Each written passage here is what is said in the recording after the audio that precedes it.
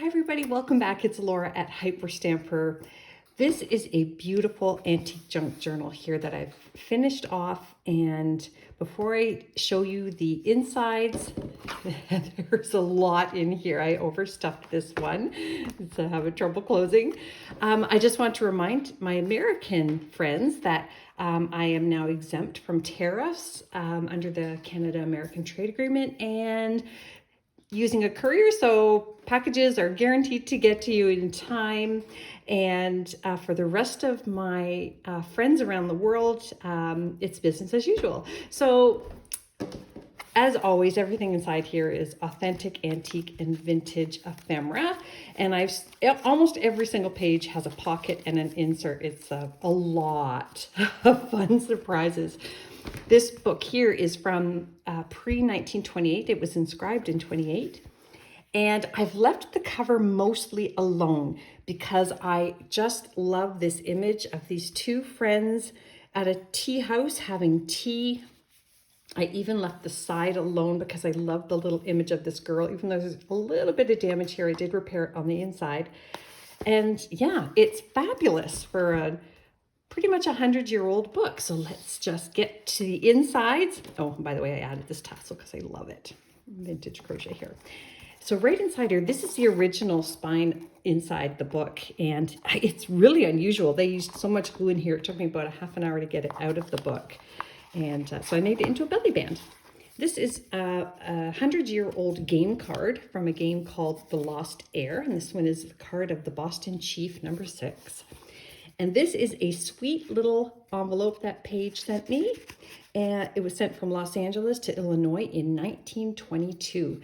There was nothing inside the envelope, so I put in one of these little vintage cards here. And I know it's vintage because my sister made this back in the early 70s, and she sold them, and I helped her paint them all. But this was one of the unpainted ones. You can certainly paint that. And we're just going to tuck that back in here. I've got hundreds of them, by the way, so yeah, I'm not giving away all my sentimentality. Don't know what I'm going to do with hundreds of them. This is the original first page of the book, and then this is the original inscription. It was a Christmas gift in 1928. And look at the original foxing on this page. I did not speckle that. That is how it was. I love it. And then I love this here. Make room for joy. That is actually a page from the book. And then this lovely landscape here. And I added some antique paper on the back so that you can journal or add your photos and fun surprises for yourself there. And this wonderful plate here from Edinburgh. And again, that is over 100 years old, that plate. I love that. Cirrus clouds. Another wonderful little squirrel image here from a children's book. And this exquisite vintage doily. I actually don't know the age. I just know that it's at least vintage. And it is a beautiful handmade doily. The work on that is incredible. So I put that there. This here is from 1933. And this is when the Girls' Own Annual changed their type and fonts. And I look at the dresses on here. Very, very 1930s. I really, really like it. And these little children's frocks. I love them. Beautiful dropped waistlines from the 20s and 30s. Just so pretty. Let me just fix that. And then we've got a fun little cluster down here that I made. And this is a beautiful plate from an antique book, turn of the century. And that is Queen Elizabeth. Not the one we just had, an earlier Queen Elizabeth. That might even be Elizabeth the First. This is an umbrella bird. Have you ever heard of an umbrella bird? I have not, but that is very cool. And this is a very, very old plate as well. And then this is from the 1930s, exercise book on bookkeeping. And here's some birch bark that I pulled from a tree that was already on the ground. You can't pull the bark off a tree when it's still alive. It'll hurt the tree. So here is look at this sweet little baby card with the gold foil in here. And this is from the 40s. I just think it's so adorable, but you can open that up and journal inside as well. And on the back, there's lots of fun journaling space in here. And I, of course, added some antique paper there. And this is gorgeous. This is, excuse me, a very old plate, even though it looks brand new. It is exquisite. And this is from the book, Birds' Nests and Their Eggs. And that is just a stunner, that one. And here's another really, really pretty plate. I believe this one is from the fairy book that I just did, the blue one that's still in my Etsy shop, Cleaning the Pond. And I did some stamping there, and this is a vintage pattern instruction sheet. And this is from Fun with Dick and Jane. And again, these are quintessential for junk journaling. They're really, really hard to come by. Who is this? Said Father. Can you guess who it is? It's not Dick, it's not Sally, it's not Jane. So just super spectacular. Here is a vintage EduCard here, and that is 04, you guessed it. And this is from a 125-year-old book. It's the inside page. I just cut it down to make little journaling cards because they're exquisite. And this is another one of Paige's envelopes here. This one is 1940. And the nice thing about this one is there's still the letter inside. Isn't that great? So I'm not going to show you that because it's going to be a surprise for the new owner of this journal as soon as it goes into my Etsy shop right after this video.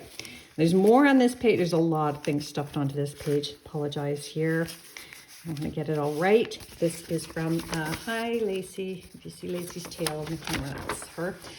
This is from the Highlands book, or sorry, Highlights book, 1950s, late 1950s, I think that one. And this great piece here. Look at how fun this is. Advertisement on this side for dolls. And what the heck is that? That's like a scary rabbit. I didn't notice that before. This is hilarious. I just love things that make me laugh. And then just great advertisements on the other sides as well. That is quite old itself. And then behind it is a 1940s theater arts magazine page here with great advertisements for plays. And speaking of plays, there's the Merchant of Venice piece here, and that is from 1960. Just a really hilarious plate here from the 1950s. And then this is another theater arts page here from a different theater arts book from 1955. And the reason I love it, it's got all these classic ads for plays that we've all heard of, know, and love. So that's kind of a fun historical piece there.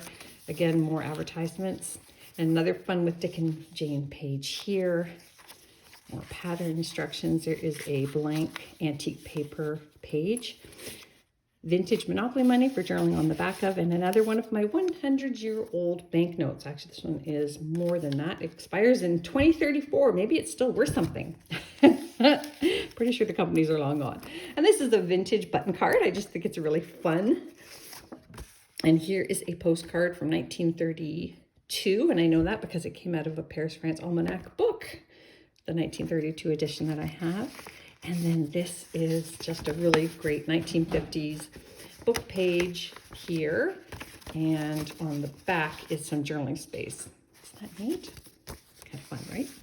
This page here is from a 1904 English garden book. I love the coloring of it. And then this is just a really fun king and queen here with the little birds on the... And I left this alone because I thought somebody might want to do some of their own clusters with it. And then here is one of Stacy's Maple Grove dairy receipts that she gave to me. And another really fun cluster down here. This is from A.A. Milne, who was the creator of Winnie the Pooh. And this is from one of his 1925 books here. This is from a vintage nature book. Butterflies on both sides, which I love. And this is from 1905. Look at this beautiful Dominion Third Reader book for children. Added antique paper on the back because it's a bit brittle and it gives you more space to do your journaling. And look at this wonderful plate here, early 1900s. She is just exquisite, gathering her wheat in the forest. Look at how beautiful she is. And here's another early 1900s piece with antique paper on the back as well. So many pockets. I just turned everything into a pocket, I think, in this one. I went a little crazy last night. And this is a wonderful postcard. And this one is pre-1910. And if you look really close, you can see the wonderful costumes there. And somebody has colored this in. It's a very interesting technique to color black and white photographs from the early 1900s. But this is one of my favorites. It's very, I'm going to say kitschy, because it is from the 50s. But things you can do with a hanger. That is really cool. I would love to make that. It would never look like that if I made it. And look at this one. These are just beautiful. Anyways, sometimes just digging up old ideas and bringing them back to life. Pretty cool idea. A lot of people are doing it. And this is another wonderful A.A. Milne's storybook pages. And this is an actual part of an envelope here from Switzerland. Now from the, gosh, I forget what year, 38. And then this is just a really awesome advertisement from the early 20s. Look at that. And then in here, I've got another great magazine page with crafts on it, crafts that you can make. Whoop, upside down is even better. Look at that. And basketry. Doesn't get any better than that, right? Oh my gosh. And then this huge piece of beautiful crochet with the pineapple pattern that I love. And then inside here, I've got another vintage magazine page. And the reason I like this one, first of all, look at the hair. And look at this. Isn't she beautiful for Noxzema? Oh, Noxzema. Do they still sell Noxzema? I don't think I've seen it in stores in a very long time. End of an era? I don't think so. This is from that English garden book from 1904. Absolutely stunning photographer for the time, hand stamping. And here is a page from this book. And I love that. We're in the tea room there. And then this is a dust cover from, obviously, Elsie Dinmore, which I made into a journal a while ago. But you can certainly journal on the back of there. And I just think it's such a pretty dust cover. And children's book page. That is the beautiful needlework page from the 50s. And then I framed this little boy here with his bird cage from the 40s and put in a vintage playing card. And that's all on top of this vintage cross stitch pattern. And also a vintage Wildflowers of America book page. And there's another spine from another old book. Antique page here. Just that is actually the side of a scrapbook that had a hole in it. So I put some ribbon through it. And then this is a fabulous cake page from a Betty Crocker cookbook from 1955. Isn't it great? Who doesn't love a cake recipe? And there's that 1955 embroidery again. And this is a cluster page I made. And I put in a handwritten research card from the probably around the 40s. And you can journal on the back of that as well. And then I got this from a butterfly, insects and Birds of America, and there's the butterfly page there. There's quite a few butterflies throughout here, but I did this one here because the title of this book page was Helping the Butterfly. And then this is just a really cool plate from the early 1900s on the Battle of Trafalgar. Got to have some history in here. This is just another fun tag that I made out of an old box, and it's actually a vintage box. I couldn't save it. It was falling apart, so I make it into tags. This is the end page of this book. You can see all the foxing on there. Look at that. Isn't that amazing? I'm telling you, tea dyeing, I do tea dye pages like this one, but they just never turn out like the real McCoy.